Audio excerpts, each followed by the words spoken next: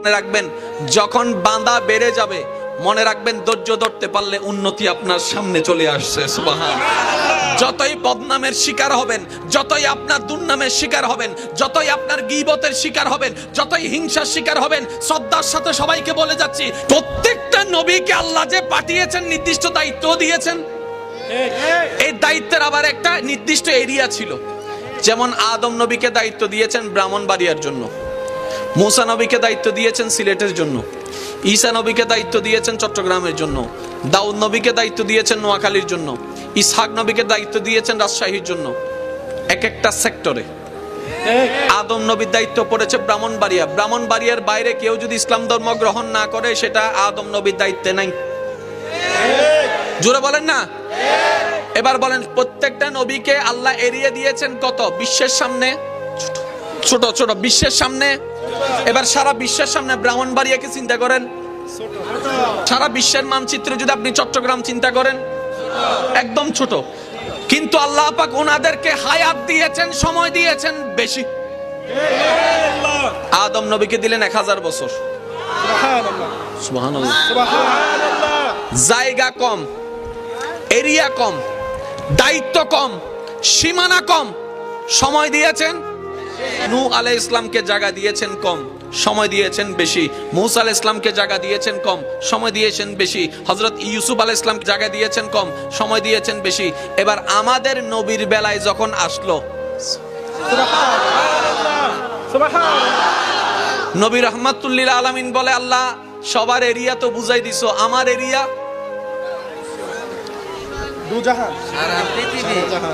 সারা জাহান। বলেন সারা জাহান। সারা জাহান কয় আল্লাহ বলে হ্যাঁ।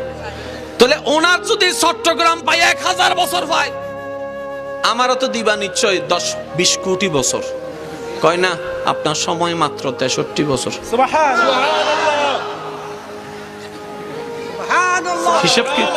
হিসাব কি মিললো? হিসাব কি মিললো?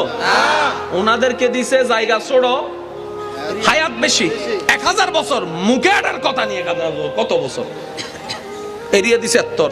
আমাদের নবীকে আল্লাহ বলতেছে আপনার এরিয়া পুরাটা, আসমানেও, জমিনেও, জান্নাতেও, লৌহেও, কলমেও, সিদরাতুল মুনতাহাও, সব জায়গায় আপনার দায়িত্ব। তা আল্লাহ আমার টাইম 63 বছর। और जोर से कहो यार सुबहान अल्लाह। जरा प्यार से बोलो ना सुबहान अल्लाह। আচ্ছা বলেন, প্রচারের জন্য কিছু মাধ্যমের দরকার আছে না নাই? যেমন এখন প্রচার করা সহজ, এই ইউটিউব আছে, ফেসবুক আছে, মোবাইল আছে, এই আছে সেই আছে। নবীর আমলে কিচ্ছু ছিল? নবীকে সময় দিয়েছেন। এই চ্যালেঞ্জটা দেখেন ভাইয়া, নবীকে সময় দিয়েছেন আল্লাহ কত বছর? 63 বছর। এবার নবী রাহমাতুল লিল আলামিন দুনিয়াতে আসলেন 1 বছর, বুঝার জন্য বলছি 1 বছর। নবী বলে যে আল্লাহ শুরু করি, আল্লাহ পাক বলে যে না, এখন না। নবীর বয়স 5 বছর, আল্লাহ শুরু করি, এখন না। আল্লাহ 25 বছর, এখন শুরু করি। যত বয়স বাড়ে 63 থেকে কমে, যত বয়স বাড়ে 63 থেকে কমে, যত বয়স বাড়ে 63 থেকে কমে। এবার নবীজির বয়স, আপনার আমার নবীর বয়স যখন 35, নবী বলে আল্লাহ শুরু করি। আল্লাহ 63 থেকে তো 35 শেষ, অল্প বাকি আছে, অল্প বাকি আছে, এত বড় এরিয়া। রব বলেন আপনি টেনশন করেন না, আমি আছি তো আপনার, কেন এত টেনশন? হাই হাই হাই, আরেকটু জোরে। এবার নবীজির বয়স মোবারক যখন 40 হলো, আল্লাহ পাক বলেন হাবিব এবার শুরু করেন, এবার শুরু করেন, এবার। আচ্ছা এই জায়গায় আপনি আমি হলে কিতা কইতাম? শুরু করতাম। 40 বছর বাকি আছে, 23 বাকি আছে। এই 23 বছরে কি আমি আরবে থাকতাম নাকি আজমে যাইয়াম? নবী তা বলে নাই, নবী তা বলে নাই। নবী আল্লাহর হুকুম যাহা তাহাই শুরু করলেন। জগৎ জিজ্ঞেস করে, ও নবী রাহমাতুল লিল আলামিন, এই অল্প সময় কিভাবে কি করবেন?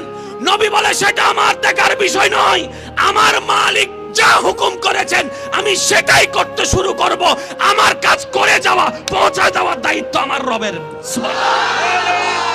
আল্লাহু আকবার। নারে রিসালাত। আল্লামা মুফতি সৈয়দ মুকাররম বারী সাহেব জিন্দাবাদ, জিন্দাবাদ। আমি কি বানায় বানায় কিছু বলতেছি? এবার আসুন একটু একটু খেয়াল করেন ভাইয়া, মনোযোগ মনোযোগ মনোযোগ। 40 বছরে ইসলামের দাওয়াত দেওয়া শুরু, 63 বছরে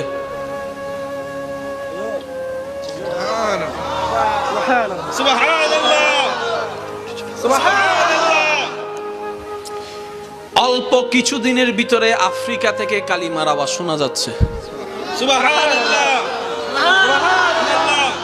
ফেসবুক নাই, ইউটিউব নাই, পত্রিকা নাই, টিভি নাই, বিমান নাই, আরব থেকে শুরু যে কালিমা আফ্রিকার জমিনে শোনা যাচ্ছে, মিশরের জমিনে শোনা যাচ্ছে। যারা চেয়েছিল বন্দী রাখতে তারাও হতবাক। কয়ে মুহাম্মদকে বন্দী করার জন্য, ধ্বংস করার জন্য মক্কা থেকে মদিনায় পাঠাই দিছি। কিছুদিন পরে দেখে 3-4 জন নিয়ে যাওয়া নবী রাহমাতুল লিল আলামিন 10,000-এর বেশি মুসলমান নিয়ে মক্কা বিজয়ের দিকেও রওনা দিয়েছে। এটা আমাদের সবার জীবনের জন্য একটা শিক্ষা। মনে রাখবেন, যখন বাঁধা বেড়ে যাবে, মনে রাখবেন ধৈর্য ধরতে পারলে উন্নতি আপনার সামনে চলে আসছে। সুবহানাল্লাহ। যতই বদনামের শিকার হবেন, যতই আপনার দুর্নামের শিকার হবেন, যতই আপনার গীবতের শিকার হবেন, যতই হিংসার শিকার হবেন, শ্রদ্ধার সাথে সবাইকে বলে যাচ্ছি, শুধু একটু যদি সবরটা করে রাখতে পারেন, মনে রাখবেন জয় আপনার জন্য, উন্নতি আপনার জন্য, প্রশংসা আপনার জন্য। কারণ ওয়াতু ইজ্জু মান তাশা ওয়াতু জিল্লু মান তাশা, ইজ্জত বান্দা থেকে আসে না, রবের দরবার থেকে আসে। সুবহানাল্লাহ। জীবনে এই কথাটা মনে রাখবেন। আমরা সব সময় নিজের বিবেক খাটাই বলে ধরা খেয়ে যাই, যদি আল্লাহর রহমত খাটাই সবাই জিততে বাধ্য হয়ে যাব। এখানে অনেক আছে, আমার কথা কি কষ্ট নেবেন না। 1 ইঞ্চি জায়গা বাঁচানোর জন্য মামলা দিছে, এরকম অনেকেই আছে। এই মামলা চালাইতে চালাইতে 10 কানি জায়গার টাকা, আরো জোরে বলেন, আরো জোরে বলেন। শেষ পর্যন্ত মামলা দেওয়ার সময় ছিল কালো দাড়ি, মামলা চলতে চলতে হয়ে গেছে সাদা দাড়ি, দাঁতও সব পড়ে গেছে।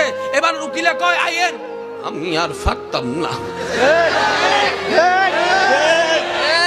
আপনার রায় দিব তো আজকে।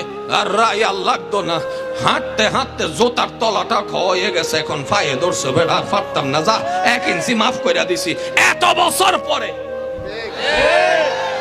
কষ্ট পাইছেন আমার কথা? এই মামলাটা একবার রবকে দিয়ে দেখেন না। সুবহানাল্লাহ বলেন।